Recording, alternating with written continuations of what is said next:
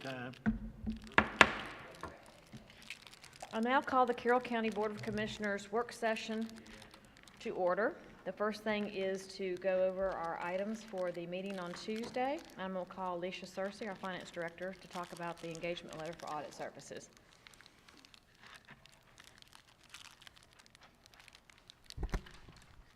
Good afternoon. We have our engagement letter from Rushton, and I think all of you have had a copy of that and been able to go over that. If you have any questions, I'll be glad to answer those. The scope of the work is going to be consistent with what we've had in the past. Last year we did add a single audit because of grant money that we received from the federal government. We will be subject to that again this year, so they will be providing those services in addition to their regular audit services, and they're scheduled to be in here Monday to get started. Go ahead, Glenn. Ms. Searcy, you and I had a couple of conversations regarding this. I'm good with the language in the contract here. One of the things talking about the single audit with, for instance, the ARPA money that we've been receiving from the federal government, it may, in the process, trigger that to be a part of this, and then there's a fee structure that's connected to the regular financial audit, which I think is good. In the event that the scope doesn't trigger that, I would like for us to consider maybe a secondary type of review process. I think some of the money that we've been receiving from the federal government has been unsubstantiated from years past. It's new to a lot of people, and while I think we're doing a good job, I know a lot of times some of the different requirements and policies and procedures they wanted you to follow had changed over time, so it would be good if in this original scope it doesn't trigger that. I think for them to at least look at one of our major components with regards to those grants. So if the chairman of the other boards would be amenable, I guess let's wait and see what happens here, and if it doesn't trigger one, I wouldn't be opposed to hiring them for this outline fee structure to try to look at one of those. I just think it gives us a sense of, are we doing exactly what they think we should, or is there an area we need to go ahead and fix on the front end? And those are just my thoughts. Okay, I'll be glad to discuss those, a compliance overview with them and get the timing on when they'll be available to do that. My question is related, it's more generic, I guess, in that I didn't know, and of course it would change, I guess, with every year's engagement, but what the materiality threshold would be, like, because I've gotten questions about certain accounts or types of expenditures and that kind of thing, and the not being reviewed. And from my audit background, my only explanation is, well, likely in a $50–60 million budget, that didn't meet the materiality threshold, but I don't know what that is, so I didn't know if. And that, there again, that changes from year to year based on what the amount of the expenditures, and I'm not sure where they'll set that limit this year.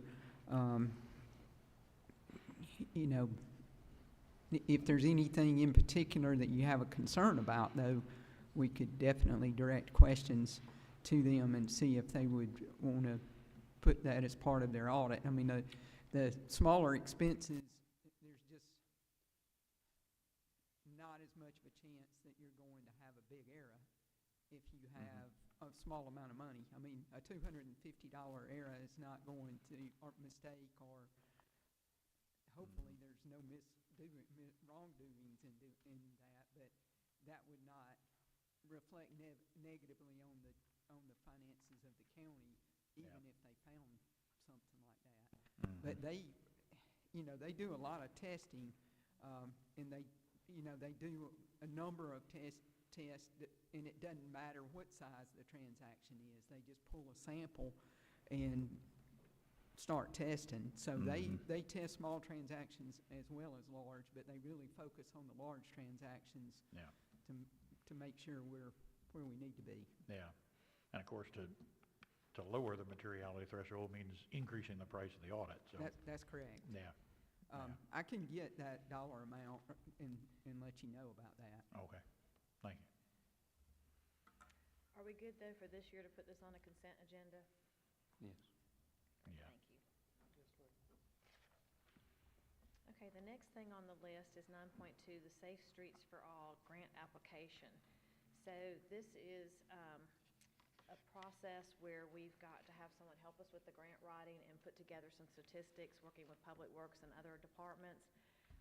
One of the main things, if you'll see on that list, Clint and I were going over just a little while earlier, one of the things that we could use grant money for would be to put rumble strips down, to widen some of the roads, to give it a little bit more of a shoulder.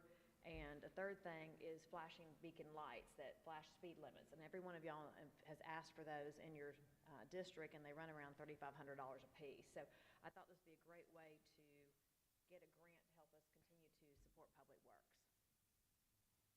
I think it's good, and I think it's good to engage a company to put every bit of this on a sheet of paper. I mean, we know about these things, but to professionally put it together where we'll have it, I think is important as well. Any other questions, or are we good with putting this on consent? Yeah. Great. Thank you very much. All right, next thing we have, okay, solid waste has been postponed. Okay, 10.4, the lost intergovernmental agreement. Did I miss one? Oh, I'm sorry, I saw, okay, yeah, there was three solid waste. I'm sorry, Jacqueline, I almost did it to her again. It has postponed in big letters. 10.3, professional service for the new transfer station. I believe this is something we had discussed at one of our recent work retreats, so I apologize, Jacqueline. You're fine. I wore red too, to like hope I would stand out. It still didn't work. I'm gonna let Stacy brief you all, and then I'm here to answer any more questions or provide any more information. And this is very brief. We have a proposal for civil engineering and surveying services for the proposed new transfer station. And like the chairman said, this was discussed at, in your budget meetings, I believe. And the proposal, the fee structure is on page 6, so you can see the itemized services that would be provided. And the total amount is $53,400, and to be provided by Georgia and West, and that's John.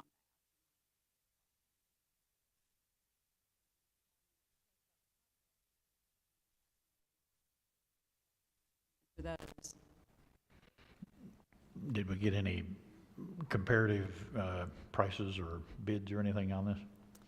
I do not think, I think we just got, had worked with Georgia and West on a lot with the county, so I don't think we did get any other bids. There won't be another local service that can provide the services that Georgia and West do. How do we know?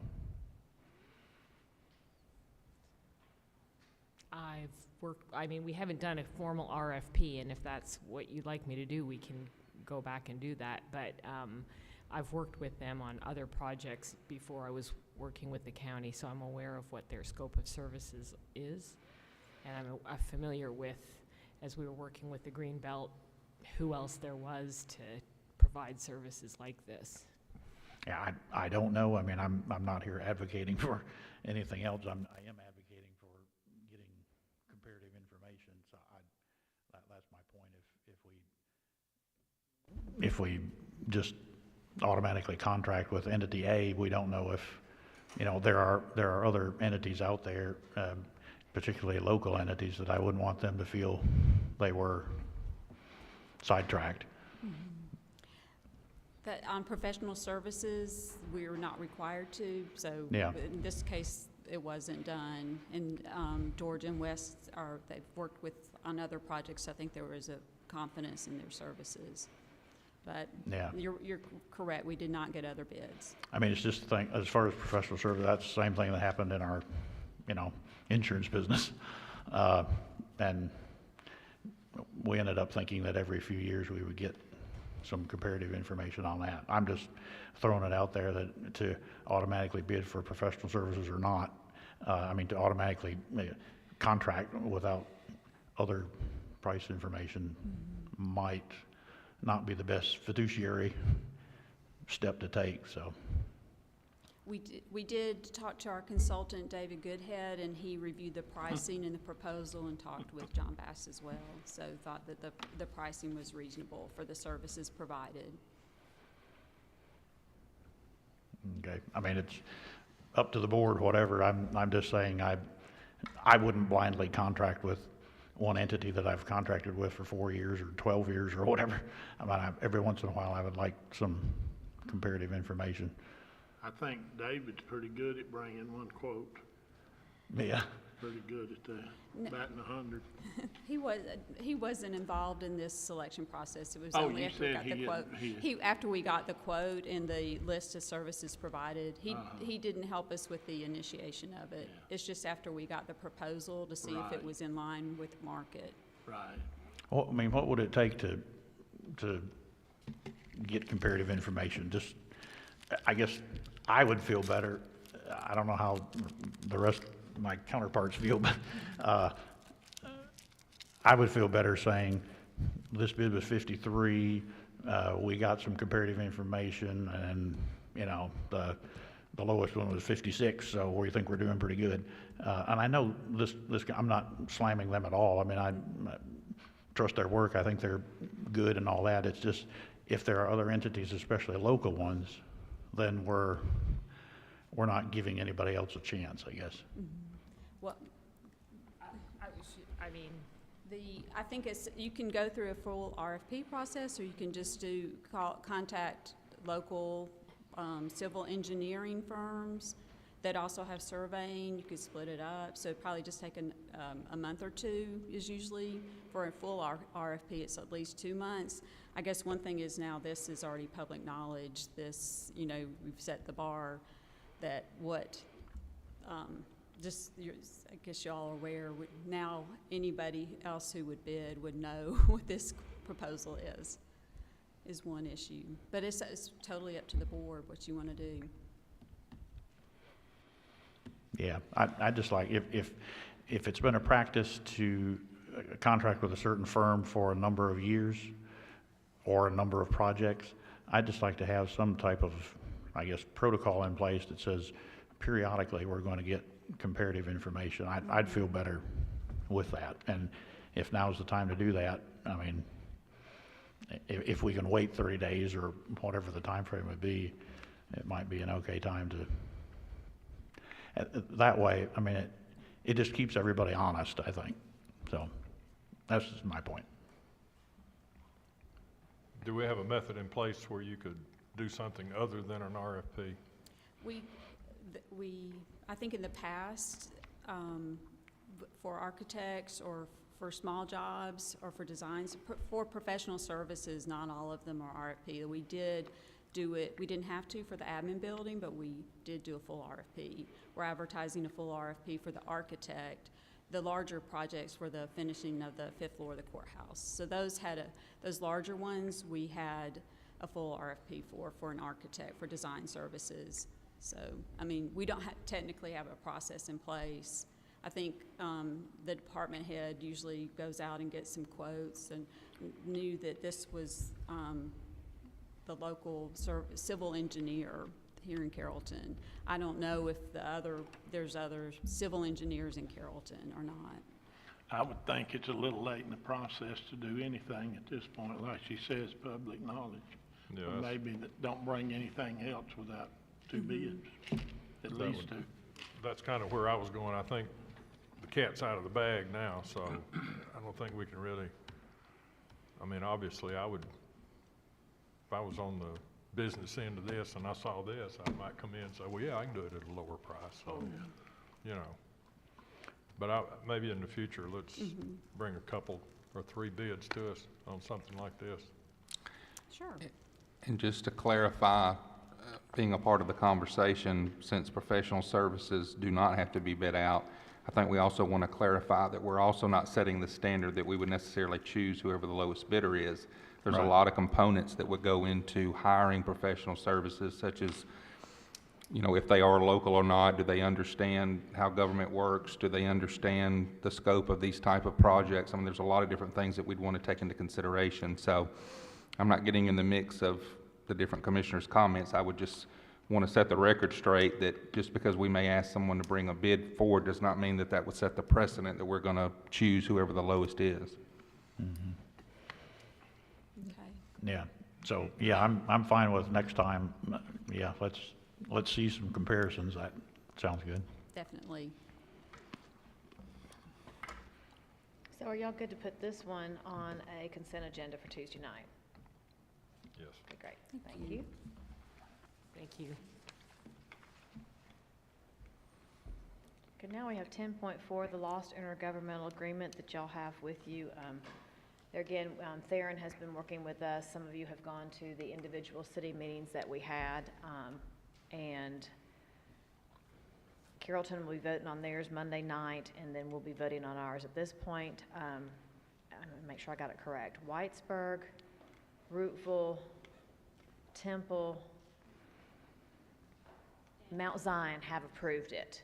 So we're just waiting on Carrollton's meeting Monday night. And so if there's any questions on that. Did Bremen approve? Yeah. I haven't gotten Bremen's yet. Really, the agreement only has to be signed between the county and the city of Carrollton, but we do want everybody to participate in it. They sent Harrison County's, they sent it back, said no to Harrelson County, so I was kind of curious about ours. Well, we they really don't don't have the percent to hold us back, but they do have the percent with, you have to usually use your largest city and in your county, so. I was curious. Madam Chairman, the only thing that I would add, I'm fine with the contract as it sits for this resolution, but I have talked to legal counsel. In the future, I would like for us, I think, to define, we understand that there's some ambiguity that may happen with your role, that you may have to tweak something here or there, and I think that's understandable, but I'd like for us to have some kind of threshold of understanding what do we consider major, or what are we considering something that would trigger it to come back to the board. For example, when we have done the employee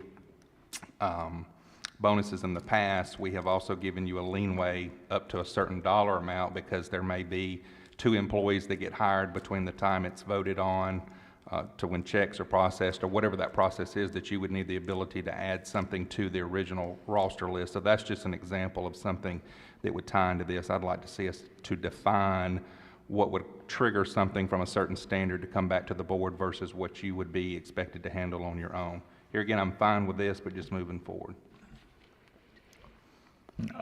On this topic, I'd just like to go on record and say kudos to Whitesburg for approving this. I hate that they lost some percentage, but I'm glad that they approved it, and I know we went with some very defined criteria, so overall, I think it's good.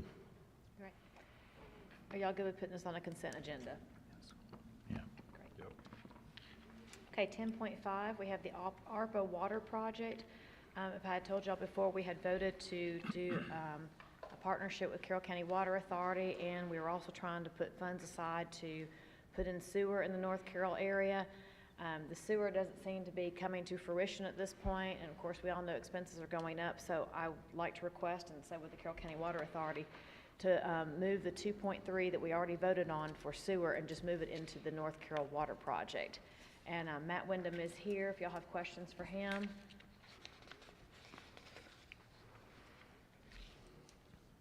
We might need a little refresher on the North Carroll Water Project. Please, Yeah, it's been a while. please.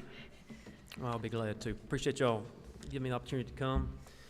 I guess we met like in last fall sometime, and we talked about the water and sewer water and sewer improvements in North Carroll.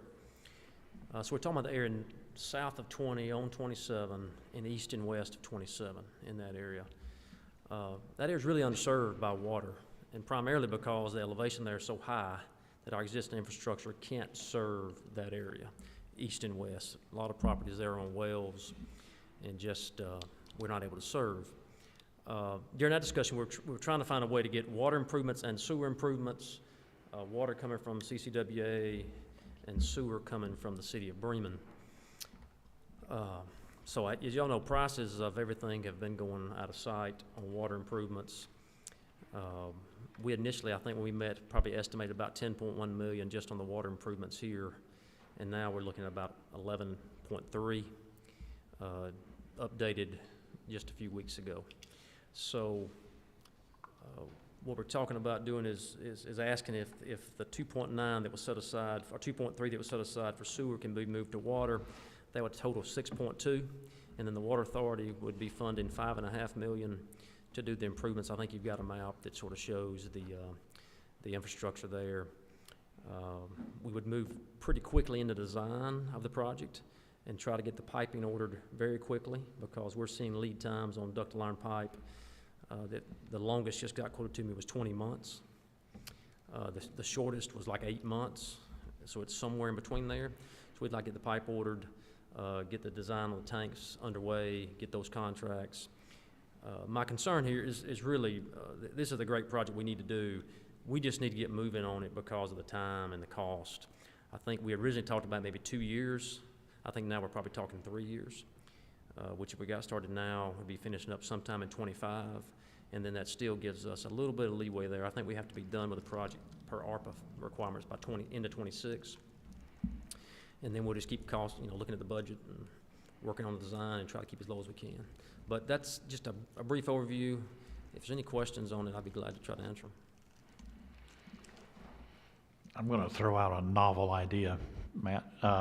This is more, I guess, an idea for us to consider, and I mean, it may be probable, it may not be, but as you know, this improvement in the 6.2 million and what it funds is for basically George's district, maybe a little in Tommy's, I don't know, but for that I-20 corridor close to Bremen and just south toward Mount Zion. And I'm all for, doing what is best for the county, and I know my role first is for my district, and then it's for the entire county. I'm well aware of that, and I'm for this.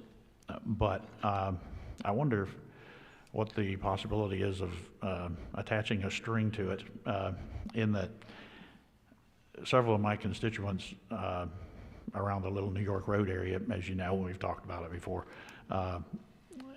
want some county water ran or a larger line so they have hydrants or whatever.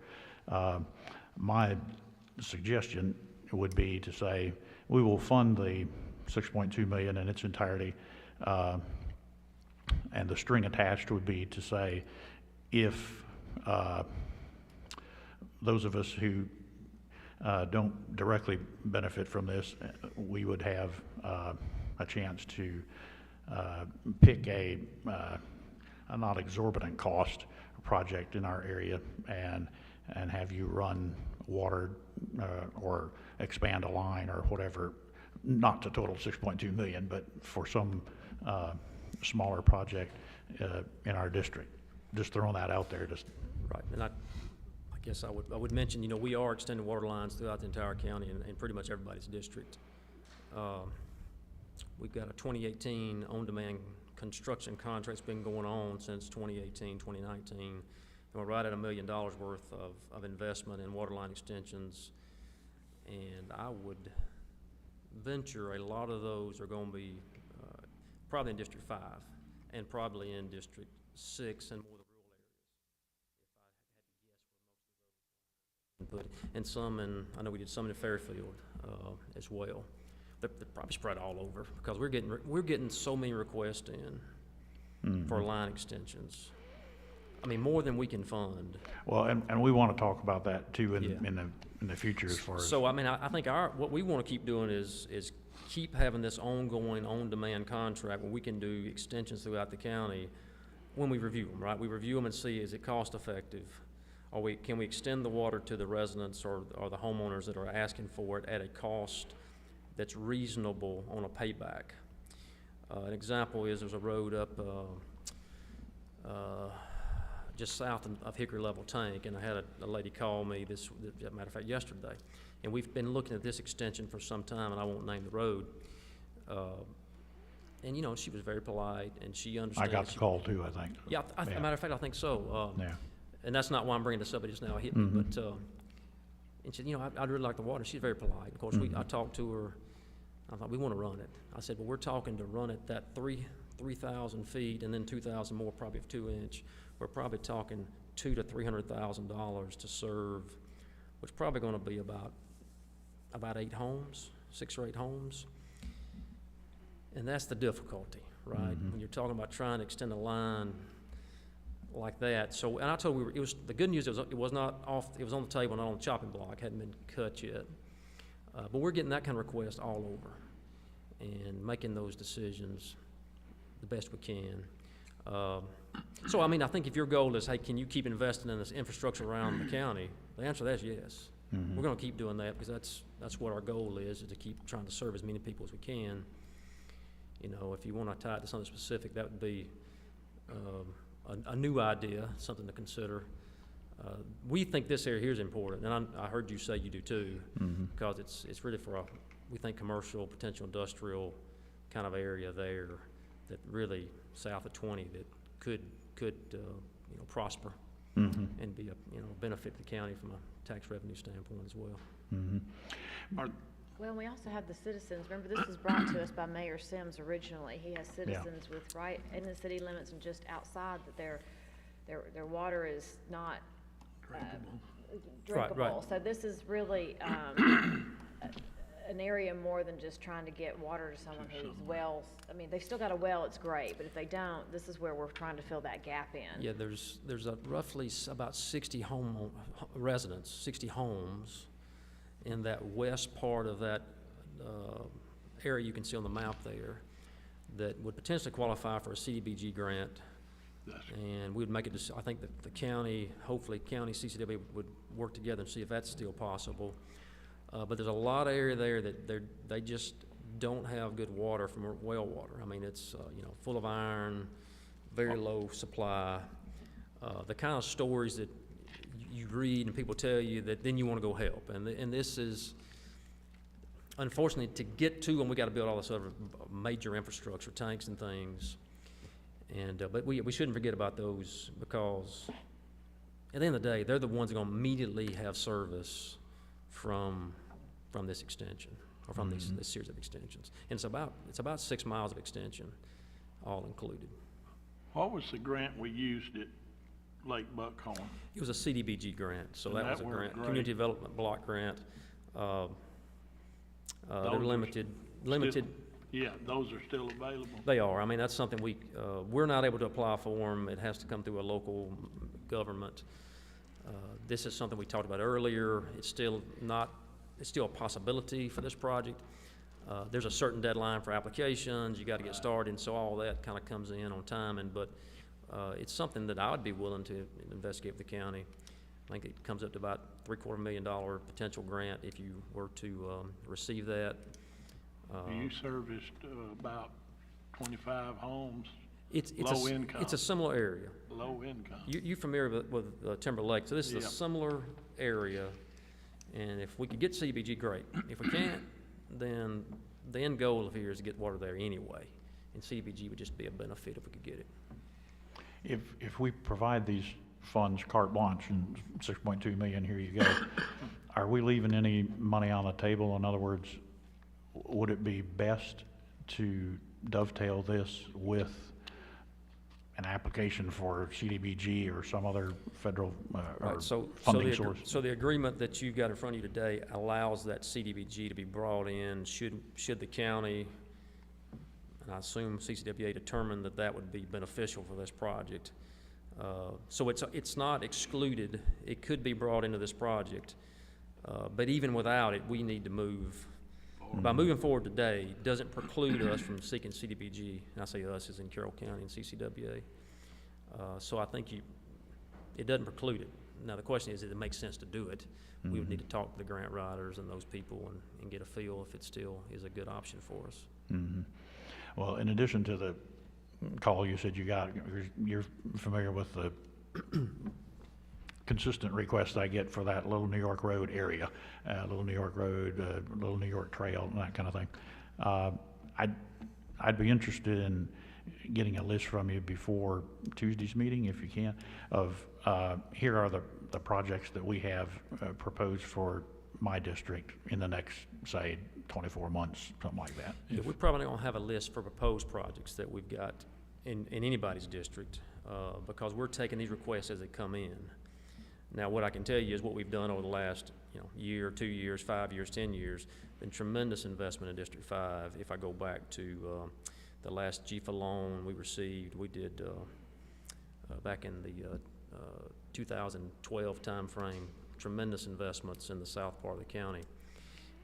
And again, not because we're focused on district, we're focused on people who need to be served. So I wouldn't have a list for proposed. What I have a list for is either what we've done or either what's on our table. The Little New York Trail, Little New York Road is a very difficult, and Ernie and I have talked about this a fair amount. I mean, I think that project alone is, if I remember from my estimate, about $2 million. And what we're seeing is we're seeing people develop in areas that don't have water. We're seeing parcel splits take place where there's not infrastructure. And so then they call, can I get water? Can I get the service?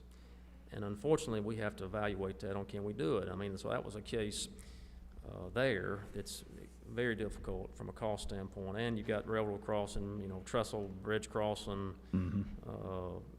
Some of it's not paved, roads aren't paved. In some cases, unpaved roads are difficult for us, as you can imagine, because then the county will come back and pave the road, and if we've invested in a water line, it may get cut out, have to be moved and laid twice instead of once, so we try to eliminate that. But that was that's a tough one there. It's a problem we're facing. Yeah. And we have to, a lot of times, tell people the answer is we can't right now. We want to. We'll keep it in mind as we have other infrastructure, you know, maybe additional funds, either, you know, through ARPA, or we have additional funds available. We're open to those kind of suggestions of looking at more rural water line extension project. Yeah. Well, that list would be good. The ones in the immediate past, say 2 years, and then what is on the table now. That would be good if you get that. And conversely, just to let you know, I mean, we are aware and know we are addressing these developments and what we might do there, but well, and I don't mean my comments to be either way on that. I just know that's what we're getting requests from. Yeah. And we have to make a decision what's best. That's really my job, is try to serve the people. Your job is a vision for what the county is. Yeah. Well, it's expensive to dig a well, and so the most you can do, I've always appreciated it, and thanks for being available. Sure, thank you. Are y'all good with putting this on a consent agenda? Can I ask, get the Cliff Notes version of this? Sure. We're looking at 11.3 million, right? That's Okay, current. and we're putting in 6.2 million ARPA money? Okay, Correct. and you're putting up 5.5 something. And this is coming, our portion's coming out of the ARPA funds? Correct. Okay, all right. Yeah, and what I would do is, my board's already set aside $3.8 million in bond money. If this board would approve this agenda, or approve the agreement, then at my next board meeting, I would go to my board seeking to approve the agreement and the additional 1.7 million to make the 5.5 million. I've already talked to them about it in the past, but that will have to be action.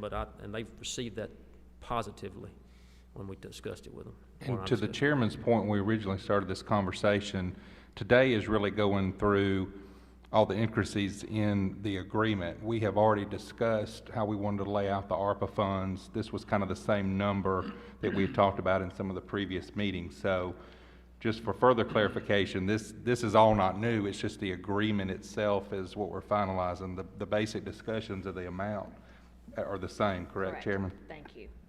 Well, you know what I'm doing. I'm trying to avoid my phone ringing off the hook going, what are y'all doing giving away $11.3 billion to build a water line in the north part of the county? Yes, sir. That's why I just did that. Yes, So sir. Well, and my comment wasn't to question you. I was just, for further clarification with the numbers, these are the same numbers that have been in place for a while with our discussions, so. It is 6.2 million, it's not 11.1 billion. I know that. I just know I'm clarifying you I though. know that. I know that. Well, and I think Here, 11 million. we like, I mean, this opportunity where we're coming together, different funds, and really a cooperative venture here to extend it. So I'm excited about it. Okay, we good for consent? Yes. Just clarifying that. Okay, great. Thank you, Matt, Thank so y'all. much. Okay, so let me just make sure for Tuesday night, we will have, of course, planning and zoning. We will have the a resolution and ordinance for our special events facilities. And then we will have a consent agenda which has the financial audit, the Safe Streets for All grant application, the solid waste professional services new transfer station, the lost agreement, and the ARPA water project, all on consent agenda. Do my notes match everybody else's? Yes, ma'am. Great, so what I'm gonna do is I'm gonna go ahead and adjourn our work session. But then I'm now going to call our executive session to order.